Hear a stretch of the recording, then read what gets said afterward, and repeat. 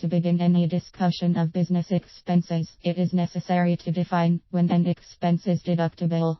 According to the IRS, a business expense must be both ordinary and necessary to be deductible.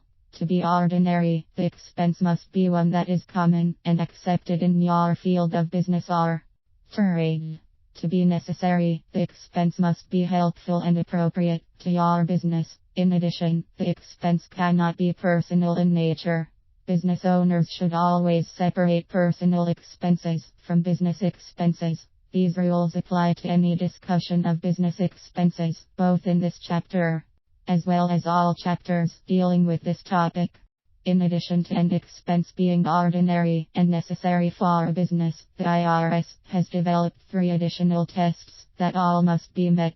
The tests are that any expense must be reasonable for services performed and paid or incurred by the employer.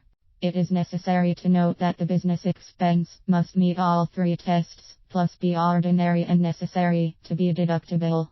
What is reasonable? The first test an expense must meet is that it has to be reasonable. This test tends to be determined on the facts of each case. A general rule is that to be reasonable, the payment must be the amount that would ordinarily be paid by other companies for the same services in the same industry under similar circumstances. The reasonableness of a payment to an employee is based on the circumstances that existed at the time the employer contracted the services, not the time when the reasonableness is in question. The IRS has provided us with some factors that should be considered to determine if a payment is reasonable. They are as follows: the duties performed, the amount of time required to perform the duties, the volume of business handled by the employee, the complexities of the business, the general cost of living in the region, the company policy regarding compensation for all employees, the history of payment for each employee in the past.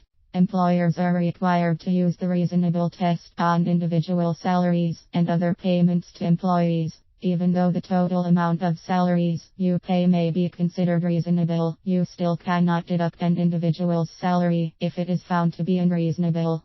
Remember, only the compensation that is reasonable, or the reasonable part of any individual's compensation, is a deductible business expense.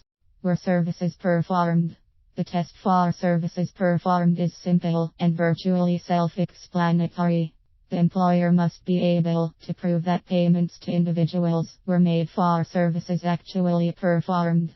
If you cannot prove this, then you cannot deduct the payment as a business expense. Payments made to relatives wherein the relative did not perform any services for the company are usually non-deductible under this test. When was payment made? The final test is that payments must have been paid or incurred during the tax year under the cash method of accounting, and expenses paid or incurred in the year the employer actually paid it under the accrual method. The expenses incurred in the year that the employee performs the services, regardless of when paid. There is one exception to the rule under the accrual method. The exception involves payments to owners and relatives of closely held companies.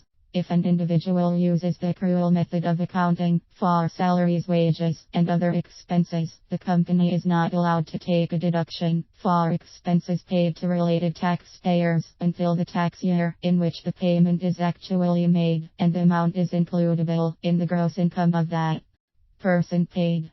A related taxpayer is defined by the IRS as a member of a family, but only brothers and sisters, spouses, ancestors, parents, grandparents, etc., lineal descendants, children, grandchildren, etc.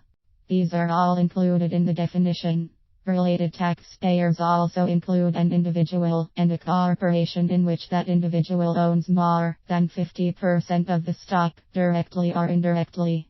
Taxpayers are considered to own stock indirectly if any member of the taxpayer's family owns stock, a corporation owns the stock, and the taxpayer is a shareholder in that corporation. Stock is owned by the taxpayer in a partnership, and the stock is considered to be owned by or for all of the individuals involved in this partnership.